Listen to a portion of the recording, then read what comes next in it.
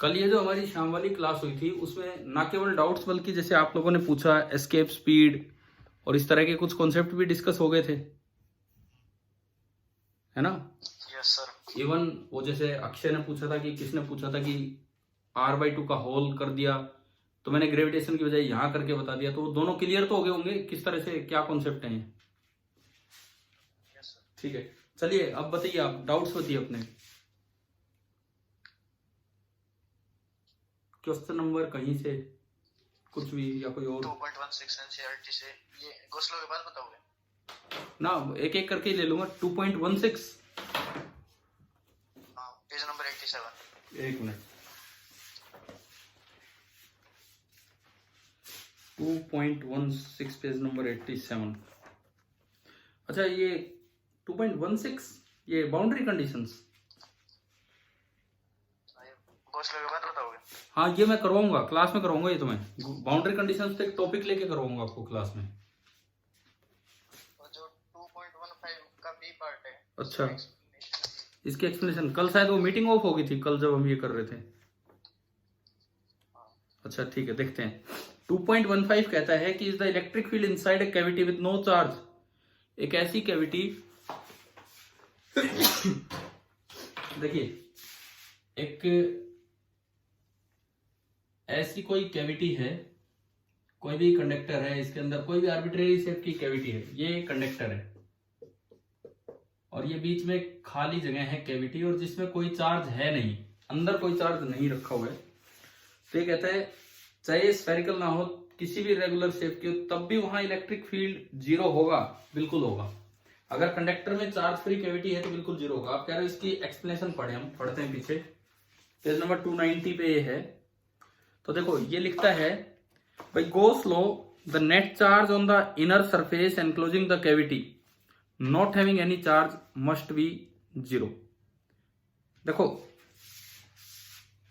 Net charge on any inner, सबसे पहली बात क्यों गोसलो से, ये मैं पहला पॉइंट आपको समझा दूं कैसे। आज ही आपने पढ़ा है गोसलो, समझ आ गया होगा वो।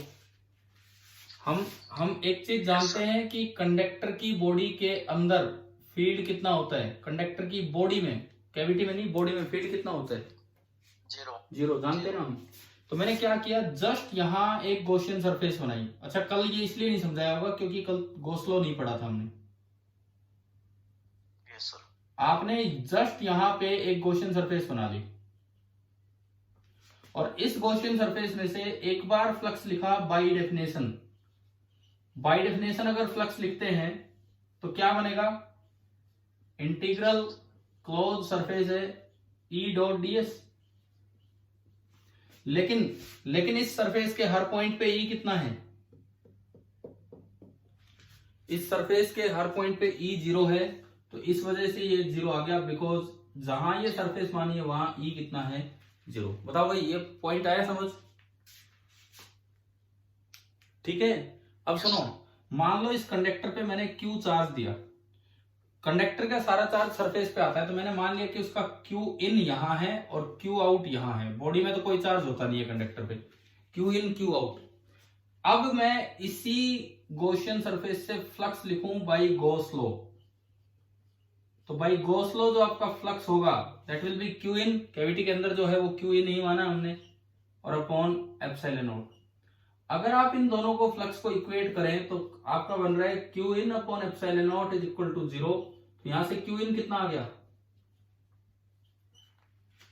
जीरो। सारा का सारा चार्ज बाहर जाएगा। अब आप इस एक्सप्लेनेशन की पहली लाइन पढ़ के बताओ क्या वो पहली लाइन आपको समझ आ गई।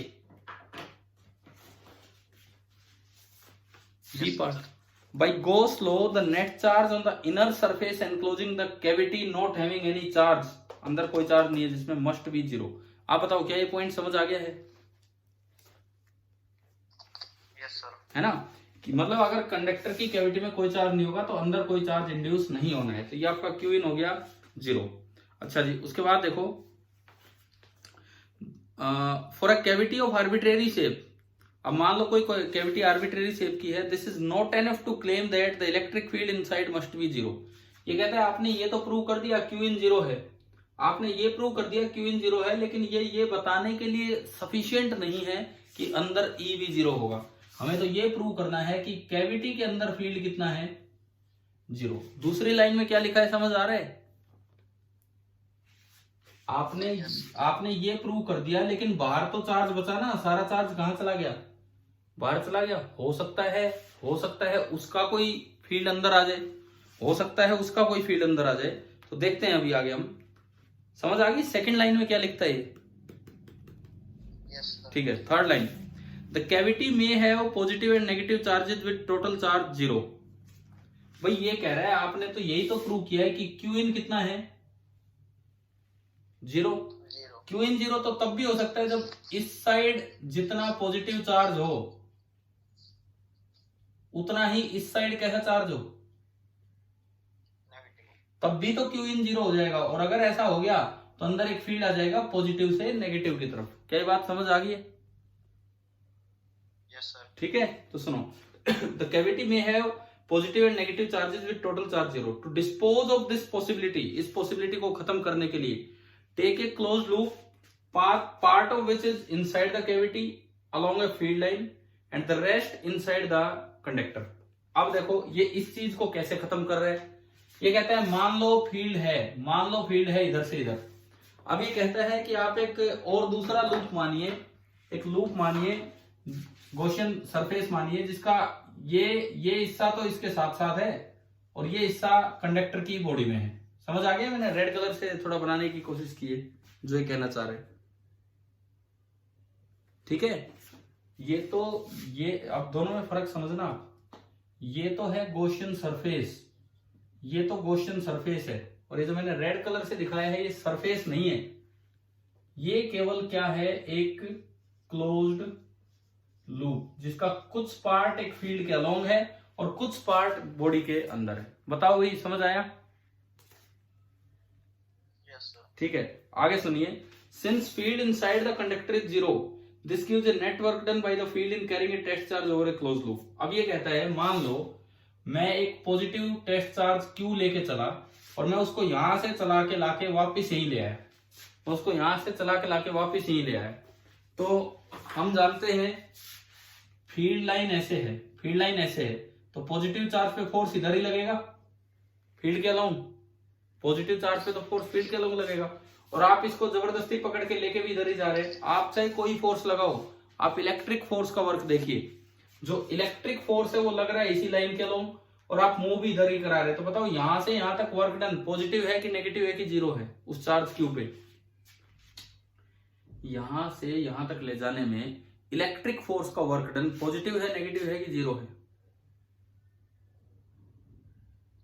पॉजिटिव, क्योंकि जिधर ये ब्लू कलर वाला इलेक्ट्रिक फोर्स लगेगा उधर ही आपका डिस्प्लेसमेंट है। लेकिन इसके बाद तो कंडक्टर की बॉडी में फील्ड ही नहीं है, तो work done by electric force कितना हो गया? यहां से यहां में लेके आया तो इलेक्ट्रिक फोर्स का वर्क कितना हुआ? 0, क्योंकि यहां तो फील्ड ही नहीं है तो इलेक्ट्रिक फोर्स ही नहीं है। तो अब आप बताओ, आप यहां से चले और वापस यहीं आ गए तो नेट वर्क डन तो पॉजिटिव आ गया ना इलेक्ट्रिक फील्ड का। Yes sir. यहां से यहां तक पॉजिटिव और उसके बाद 0, जबकि इलेक्ट्रिक फील्ड एक कंजर्वेटिव फील्ड है, तो एक क्लोज पाथ में उसका वर्क 0 होना चाहिए, वो पॉजिटिव हो ही नहीं सकता है। इसका मतलब इस पार्ट में भी फील्ड लाइन नहीं हो सकती, यहां भी फील्ड को 0 होना पड़ेगा। बताओ एक बार, ये समझ आ गया? लास्ट लाइन क्या बोली सर? मैंने कहा है कि इलेक्ट्रिक फील्ड कंजर्वेटिव फील्ड है, तो उसका वर्क डन क्लोज पाथ में डेफिनेटली कितना होना है? 0। ये पता है कि नहीं पता? पता है ना? ये तो कंजर्वेटिव फोर्स का वर्क डन क्लोज पाथ में हमेशा 0 होता है, ये तो पता है आपको। ठीक है, तो अब देखिए यहां से यहां तो वर्क हो गया और यहां से यहां वर्क नहीं हुआ, और ये सारा पॉजिटिव वर्क हुआ, तो नेटवर्क तो नॉन 0 आ गया। तो नेटवर्क 0 करने का मतलब है यहां से यहां भी वर्क कितना होना चाहिए था? 0 होना चाहिए था। इसका मतलब अंदर कोई फील्ड लाइन एग्जिस्ट नहीं करेगी, क्योंकि अगर अंदर फील्ड लाइन हुई तो मैं तो उसके अलोंग चलूंगा, मैं तो जबरदस्ती एक पाथ मानूंगा उसके अलोंग, और हर बार मेरी ये कंडीशन फेल हो जाएगी। इसका मतलब अंदर कोई फील्ड लाइन एग्जिस्ट नहीं करेगी। अब मैं ये एक्सप्लेनेशन थोड़ी पूरी कर देता हूं यहां से। Since field inside a conductor is 0, this gives a net work done by the field in carrying a test charge over a closed loop. We know that this is impossible for an electrostatic field, क्योंकि वो conservative होता है। Hence there are no field lines inside the cavity and no charge on the inner surface of conductor whatever be its shape. अब आप बताओ क्या पिछले 10 minute में पूरी चीज एक्सप्लेन हो गई है कि नहीं? हाँ भाई, अंकित नहीं और भी कोई स्टूडेंट हो तो उनको भी समझ आना चाहिए। एक बड़ी अच्छी एक्सप्लेनेशन एनसीईआरटी ने दी है जिसको एक ठीक ठाक तरीके से मैंने एक्सप्लेन कर दिया है। एक बार दोबारा बताना। बताता हूँ। विनीता बोल रहे हो? Yes sir. ठीक है, मैं एक और पार्टिसिपेंट देख रहा हूँ। विनीता, नीरू, विवेक, अंकित एंड अक्षय। अरे अक्षय कुमार जी, आपके भी डाउट्स है ना? आप बता रहे थे, अभी मैसेज आया था, बोल सर ग्रेविटेशन के हैं या जो भी हैं। ठीक है, कोशिश करो बीच में आप भी अपने डाउट लाने की। चलो मैं एक बार ये वाला पॉइंट दोबारा बता देता हूँ। ये वाला पॉइंट विनीता ये सुनो, मान लो मैंने कहा मैं उस तरीके से जा रहा हूं जैसे हमें प्रूव करना होता है कि प्रूव दैट √2 इज रेशनल। तो हम क्या मान लेते हैं पहले कि √2 इरेशनल प्रूव करना होता है तो हम क्या मान लेते हैं, लेट √2 इज रेशनल नंबर, और फिर अपनी बात को कहीं ना कहीं गलत प्रूव कर देते हैं। करते हैं ना ऐसा? तो हमने यूं माना कि भाई सबसे पहले तो हमने Q in 0 करके दिखाया। पहले चीज तो वो प्रूव की कि अगर कैविटी में चार्ज नहीं है तो अंदर Q in 0 होगा। पहले तो हमने ये प्रूव किया। दूसरी बात, Q in 0 तो तब भी हो सकता है जब आधे पे पॉजिटिव और आधे पे नेगेटिव, और अगर ऐसा हुआ तो एक इलेक्ट्रिक फील्ड हो जाएगा अंदर। अब मैं इसको डिस्पोज ऑफ कर रहा हूं, इस बात को खत्म कर रहा हूं।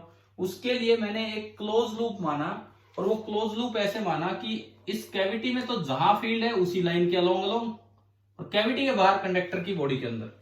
फिर मैंने क्या किया, जबरदस्ती में एक पॉजिटिव टेस्ट चार्ज को लेके इसको चिमटे से पकड़ने का क्या मतलब यार, कैसे भी एक्सटर्नल अनस्पेसिफाइड फोर्स लगा के यहां से लेके जा रहा हूं, लेकिन मुझे वर्क देखना है केवल इलेक्ट्रिक फोर्स का। तो इलेक्ट्रिक फोर्स तो अलोंग द ब्लू लाइन लगेगा फील्ड के अलोंग, क्योंकि पॉजिटिव चार्ज है और आप जा भी इधर ही रहे हो, तो हर वक्त आपका फोर्स और डिस्प्लेसमेंट सेम डायरेक्शन में है। तो यहां से यहां तक ले जाने में तो वर्क हो गया पॉजिटिव, और कंडक्टर की बॉडी के अंदर कोई फील्ड है नहीं, तो कंडक्टर की बॉडी के अंदर इलेक्ट्रिक फोर्स लगेगा ही नहीं, तो इलेक्ट्रिक फोर्स का वर्क 0। तो पूरे क्लोज पाथ में वर्क यहां तक तो पॉजिटिव और आगे 0, यानी कि नेटवर्क आ गया पॉजिटिव। जबकि इलेक्ट्रोस्टैटिक फील्ड एक कंजर्वेटिव फील्ड है, एक कंजर्वेटिव फोर्स का वर्क क्लोज पाथ में हमेशा 0 होता है, जबकि हमारे अकॉर्डिंग तो नॉन 0 हो गया, यानी कि this is not possible. It means जो वर्क बाहर 0 है वो अंदर भी 0 होना पड़ेगा। ये तभी पॉसिबल है जब अंदर कोई फील्ड लाइन एग्जिस्ट ना करे। क्या समझ आ गया? आपके जैसे इस बार जो टेस्ट है उसमें सिलेबस में ये भी लिखा है, इलेक्ट्रोस्टैटिक्स ऑफ कंडक्टर लिखा है ना, तो ये है ना कुछ ऐसा पार्ट उसमें, इलेक्ट्रोस्टैटिक्स ऑफ कंडक्टर। तो ये उसी का तो पार्ट है, उसी टाइप की ये चीजें हैं जो अच्छे से आ सकती हैं। बताओ भाई, क्या क्लियर हुआ ये वाला क्वेश्चन? Yes sir. ठीक है, आगे बोलो, फटाफट बोलो, टाइम इतना ही है। कोई 2.31 इसका जो बी पार्ट है बिकॉज़ लो के बाद होगा। एक मिनट 2.31 पेज नंबर 90 पे 2.31 देखता हूँ। इसका बी पार्ट है। B part, if Coulomb's law involve 1/r³ dependence, ये तो आज मैंने बता दिया। आज जब गॉस लॉ प्रूव करवाया तो उसमें बताई नहीं थी ये बात। आज एक हल्का सा वेरिफिकेशन लिया था हमने गॉस लॉ का, क्लोज सरफेस स्फेरिकल मान के। अब थे ना आज की क्लास में कि नहीं? अंकित आप थे आज क्लास में? Yes sir. तो उसमें मैंने बता तो दिया था कि इस तरह से हाइपोथेटिकल क्वेश्चन आ सकते हैं, और मैंने उसमें अजम्पशन भी लिखवाई थी कि Coulomb's law is applicable in inverse square law form, पता है? हाँ, तो अगर वो r² नहीं आएगा तो उस 4πr² जो आया था लेक्चर में इंटीग्रल ds, उसके r² से r² नहीं कटेगा और r रह जाएगा, और r रह गया तो कूलम वो गॉस लॉ Q in पे डिपेंड ही नहीं करेगा, फिर तो r पे भी डिपेंड करेगा, साइज ऑफ द लूप पे, size of the Gaussian surface पे। आ गया समझ? Yes sir. ठीक है, और कौन सा? E part, we know that electric field is discontinuous across the surface of a charged conductor. Is electric potential? No, not discontinuous. Graph बनवा रखे हैं आपको दोनों, आपको ग्राफ बनवा रखे हैं दोनों।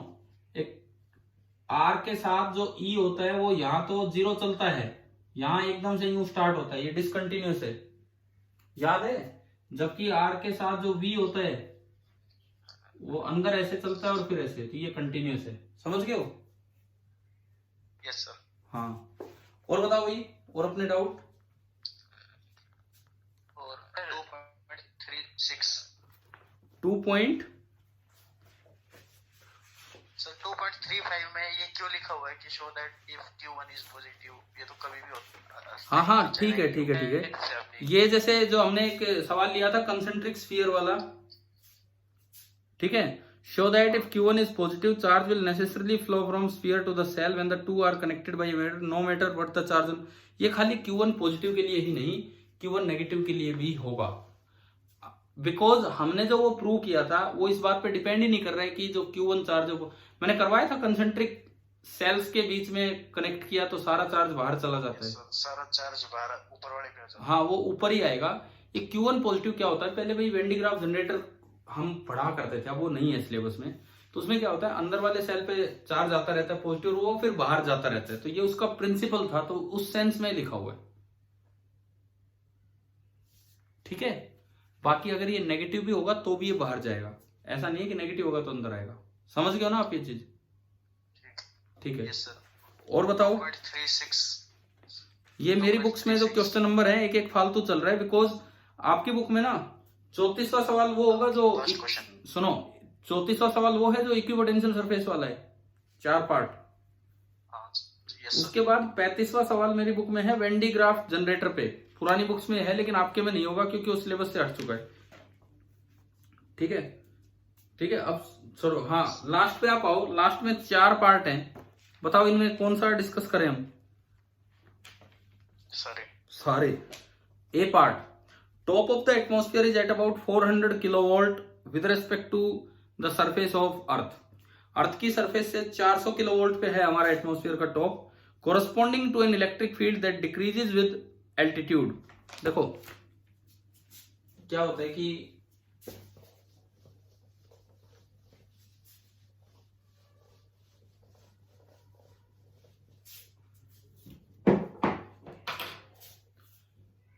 This is our earth surface and this is the top of the atmosphere. Earth का जो सरफेस है ऑलमोस्ट हम उसे मान लेते हैं 0 वोल्ट पे, और ये कहता है कि ये टॉप ऑफ द एटमॉस्फेयर लगभग कितने पे है, 400 किलो वोल्ट पे, है ना। तो हम जानते हैं कि इलेक्ट्रिक फील्ड होता है high potential to low potential, और ये फील्ड इस तरह का है, यहां कम है, यहां थोड़ा ज्यादा है, यहां थोड़ा और ज्यादा है, इस तरह का ये फील्ड है, क्योंकि यहां पे सरफेस चार्ज डेंसिटी है।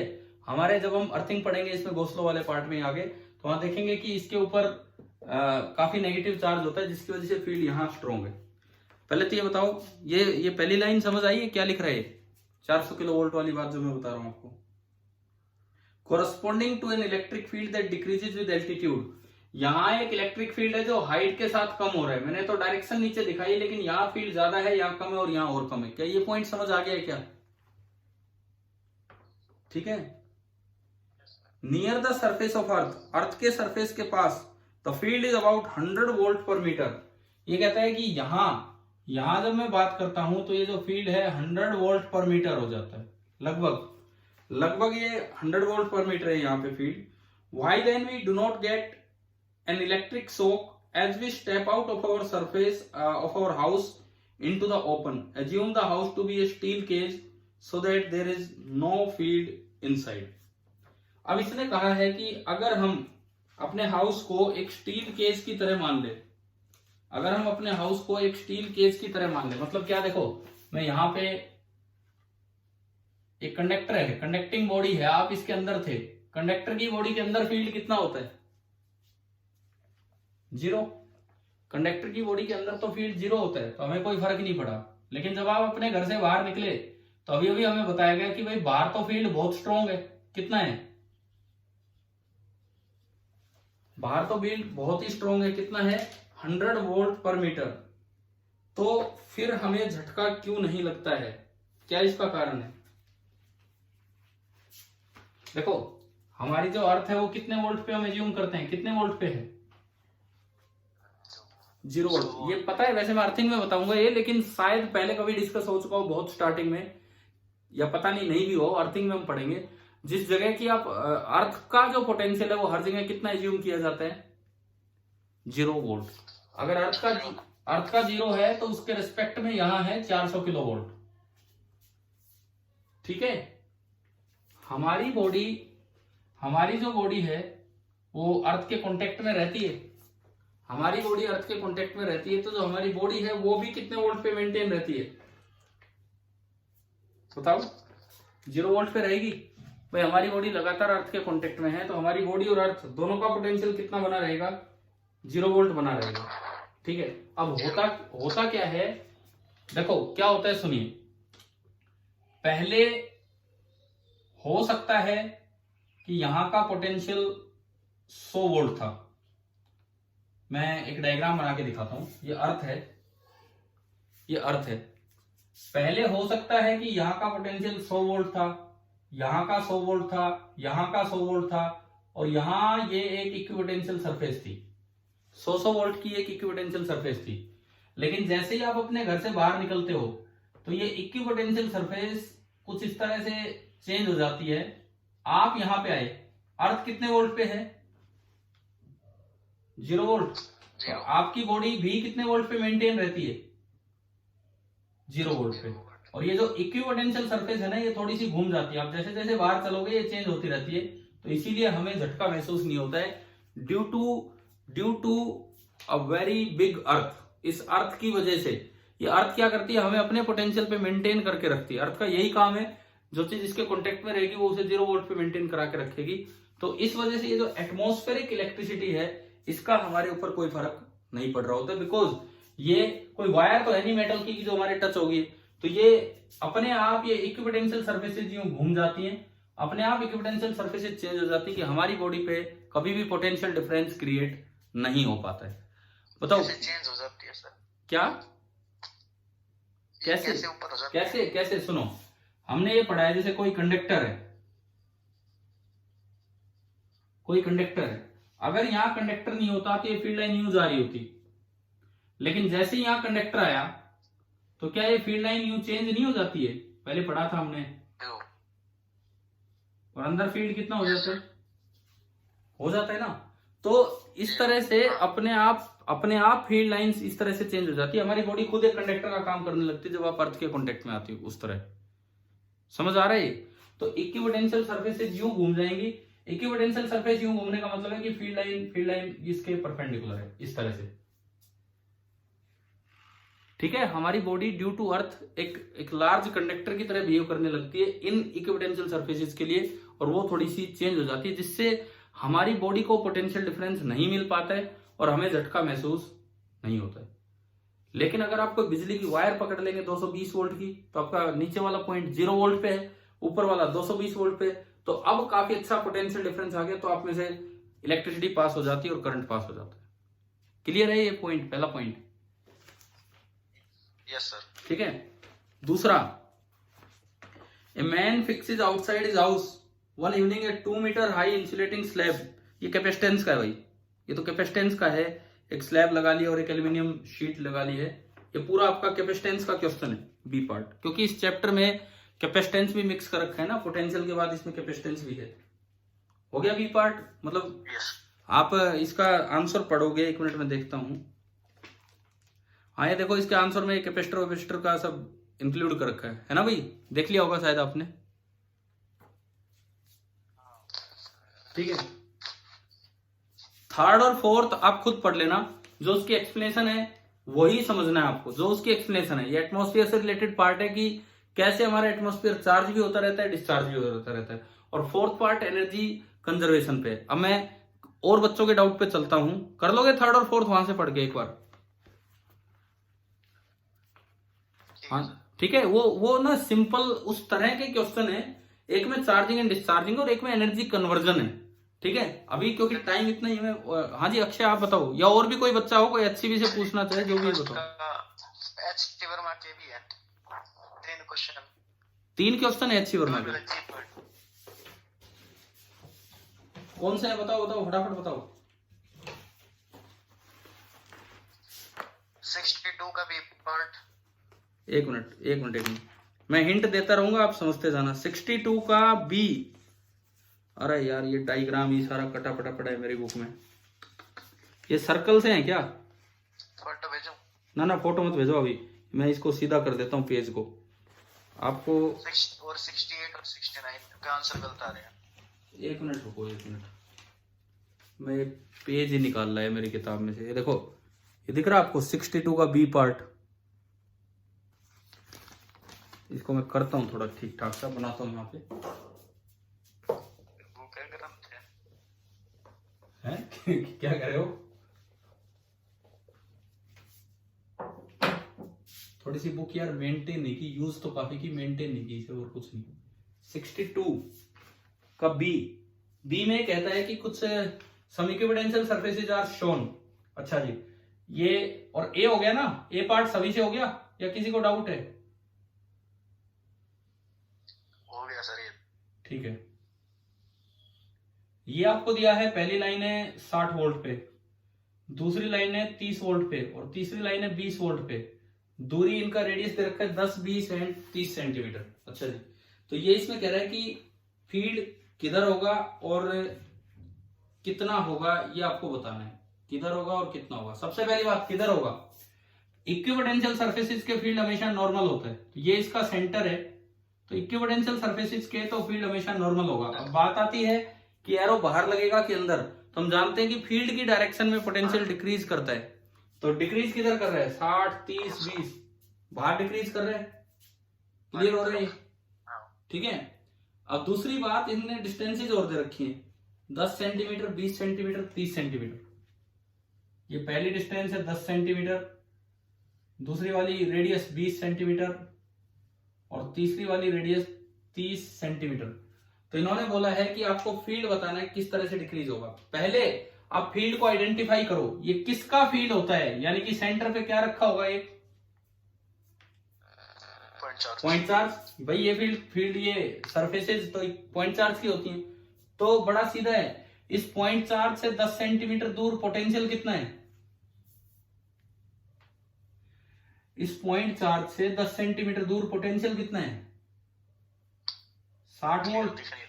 दिख नहीं रहा आपकी बुक में? देखो बुक में पॉइंट चार्ज से 10 सेंटीमीटर दूर पोटेंशियल कितना है? बताओ यार, जल्दी बताओ। 10 सेंटीमीटर दूर पोटेंशियल 60 वोल्ट है, 20 सेंटीमीटर दूर पोटेंशियल 30 वोल्ट है, 30 सेंटीमीटर दूर पोटेंशियल 20 वोल्ट है। समझ आ गया है ना? तो आप पॉइंट चार्ज मानो सेंटर पे, और उसके पोटेंशियल का फॉर्मूला लगाओ, के क्यू अपॉन डिस्टेंस 10 सेंटीमीटर मतलब 0.1, दैट इज इक्वल टू 60। तो आपका के क्यू कितना आ गया? 6 आ गया। के क्यू आ गया 6। तो पॉइंट चार्ज की वजह से किसी भी डिस्टेंस आर पे फील्ड कितना होगा? किसी भी डिस्टेंस पे फील्ड कितना होगा? के क्यू बाई आर स्क्वायर। समझ आ रहा है? और आपने यहां से के क्यू की वैल्यू निकाल ली इस इक्वेशन से, तो हमारा जो ई आया वो एसआई यूनिट में कितना आ गया? 6 बाई आर स्क्वायर। इसके अकॉर्डिंग ये ई डिक्रीज हो रहा होगा। बताओ समझ आया कि नहीं आया? आ गया सर। ठीक है, और यूनिट से न्यूटन पर कूलम लगाओ, फिर वोल्ट पर मीटर लगाओ, इस तरह से हो जाएगा। अच्छा, अगर आपको आर मीटर में दिया हुआ है तो इस ई को हम ऐसे भी लिख सकते हैं, 6 वोल्ट मीटर, ये 6 के साथ यूनिट लगेगी, अपॉन आर का स्क्वायर, क्योंकि जब कोई आर की वैल्यू पुट करेगा, मान लो 10 मीटर 20 मीटर जो भी, तो उसमें मीटर स्क्वायर आएगा अपने आप। आर की वैल्यू पुट करेंगे तो मीटर स्क्वायर निकल के आएगा बाहर।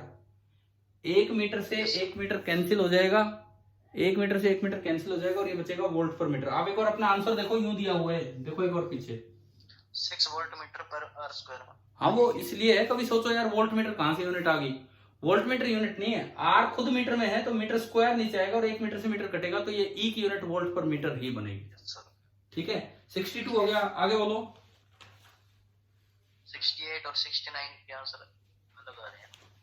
68 और 69 के आंसर अलग आ रहे हैं। यार इसमें नंबर कटे हुए हैं। 68 मुझे ये बताओ, काइनेटिक एनर्जी वाला है या 2 आइडेंटिकल पार्टिकल वाला है? स्टार्टिंग 68 नंबर कौन सा है अपनी book? 2 identical particles. 2 identical particle इसमें।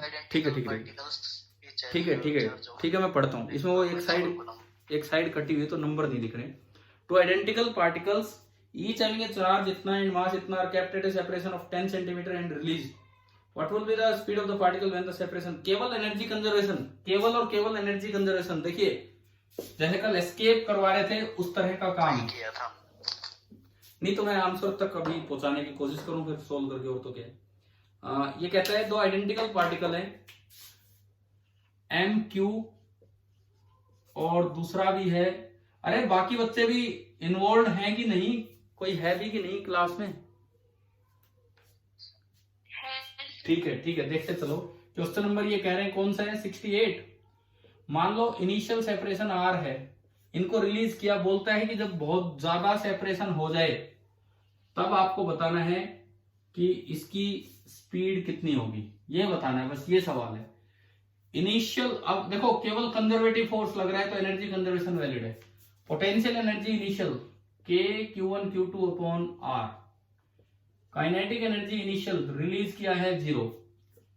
बहुत लार्ज सेपरेशन हो गया तो पोटेंशियल एनर्जी फाइनल 0 और काइनेटिक एनर्जी फाइनल होगी 2 टाइम्स, क्योंकि दोनों आइडेंटिकल है तो एक जैसी स्पीड आएगी 12 mv²। अब यह बताओ क्या निकालना आपको, स्पीड निकालनी इन दोनों की लार्ज सेपरेशन पे। लो मैं एनर्जी कंजर्व करवा लूं, इसको और इसको इक्वेट करा दूं सम करके, तो हमारी इक्वेशन बनी mv² = kq²/r। यहां से v आ रहा है, q तो बाहर आ जाएगा अंडर रूट से, और इसके अलावा k/mr। आंसर तो इसका ये है। अब मैं वैल्यू पुट करूं कि खुद करोगे बताओ? ऐसे ही गया था सर। चलो मैं वैल्यू भी पुट कर देता हूं, 1 मिनट। इसमें कहता है 2 पार्टिकल्स, मास कितना है इनका आप बताते रहो यार। 10 ग्राम। 10 ग्राम। पहले चार्ज बताओ, चार्ज कितना है? 2 × 10⁻⁴ कूलम। ये तो हो गया चार्ज, अंडर रूट के आपका 9 × 10⁹ अपॉन m बताओ, m 10 ग्राम। 10 ग्राम का मतलब है 10 × 10⁻³ तो 10⁻²। और r कितना है? r 10 centimetre. 10 सेंटीमीटर का मतलब है 10/100 तो 10⁻⁻1। ठीक है, देखो ये 10⁻³ हो गया, ऊपर जाके जुड़ा 10⁻12 हो गया। 10⁻12 2 × 10⁻⁴ इंटू 9 का अंडर रूट तो बाहर आएगा 3 और 10⁻12 का अंडर रूट बाहर आएगा 10⁻6। 3 और 2 6 और 10⁻2 600 मीटर पर सेकेंड आया। क्या है इसका आंसर भाई? आंसर तो ये, पर मेरा 846 कुछ है। और यार ये देखो मैंने तो आपके सामने किया, वैल्यू पुट की और ये हो रहा है आराम से, है ना? ठीक है, और बताओ एक और डाउट करके देखा था पर वही आंसर आ रहा था। अरे तो ये देखो मैंने आपके सामने किया, अभी भी आपने पता नहीं कहाँ क्या पुट कर दिया, अभी तो किया आपके सामने, ये दिख गया ना ये कैसे हुआ है। हाँ। इसको ध्यान से देख लो, दोबारा वीडियो देख लेना, इसका स्क्रीनशॉट ले लो, फिर देखना आपने कहाँ गलती की। और बताओ इसमें, ठीक है सर। और बताओ जल्दी बोलो। अक्षय आप बता दो। इससे अगला क्वेश्चन। इससे अगला भी 2 पार्टिकल ही है क्या? 2 particle have equal mass, opposite charge है। ठीक है, कर लोगे यार, ये सेम एनर्जी कंजर्वेशन है, बस वो इनफाइनाइट सेपरेशन ही कम सेपरेशन हो जाएगा, है ना? कर लोगे? ठीक है, तो चलिए और बताओ यार, और बच्चे अपने डाउट्स।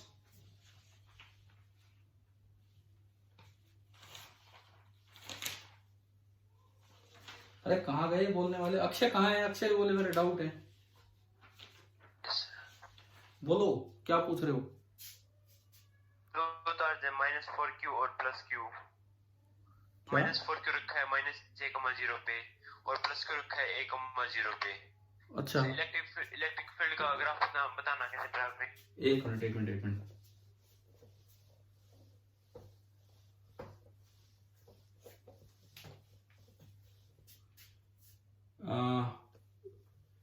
ये मैंने XY प्लेन लिया, अब बताओ आप। अच्छा मैं एक बात बोल देता हूँ, ये शाम को हम लगा रहे, रोज ही लगा रहे 9 से 9:40 डिस्कशन क्लास। कल के लिए आपका काम रहेगा, जो आज एक असाइनमेंट दिया है गोस्लो वाला, यस सर। ठीक है, वो अपना कर लेना। प्लस एक आपको कल मिल जाएगा, उसमें एडिशनल होमवर्क भी रहेगा। तो लेकिन कल तो आज वाला ही असाइनमेंट डिस्कस होगा। और दूसरी बात, मैं अभी आपके लिए मैसेज डाल रहा था। हाँ, उसमें जो पहले 3 क्वेश्चन है वो मास फ्लक्स वेग समझा ना? कुछ नहीं है यार क्या मास समझ वो नहीं आया क्वेश्चन? मैं आपको अभी, आप ट्राई कीजिए कल की क्लास में एक बार। मास फ्लक्स कुछ नहीं है, जिस तरह से इलेक्ट्रिक फ्लक्स होता है ऐसे वाटर फ्लक्स। कल मैंने उस दिन एक एग्जांपल, किसी बच्चे ने पूछा था फ्लक्स का यूज क्या है, तो क्या मैंने बताया था कि पानी भरना है, कितना पानी भरा जाएगा कितना नहीं, ये एग्जांपल दिया था क्लास में। डिब्बे को टिल्ट करेंगे तभी हाँ, भरा जाएगा। उस चीज को समझाने के लिए मैंने सवाल डाले हैं, उस चीज को समझाने के लिए कि भाई ताकि वो फ्लक्स का मतलब समझ आ जाए। तो एक बार कोशिश करो अपने आप, नहीं तो फिर कर लेते हैं पार्ट, है ना।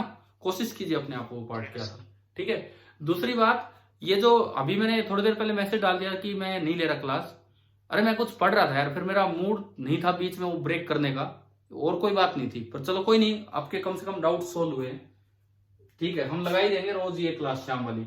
हाँ बोलिए भाई, अक्षय बोलो, कहाँ क्या क्या रखना है? -a,0 पे -4q, -a,0 पे -4q। आगे बताएं।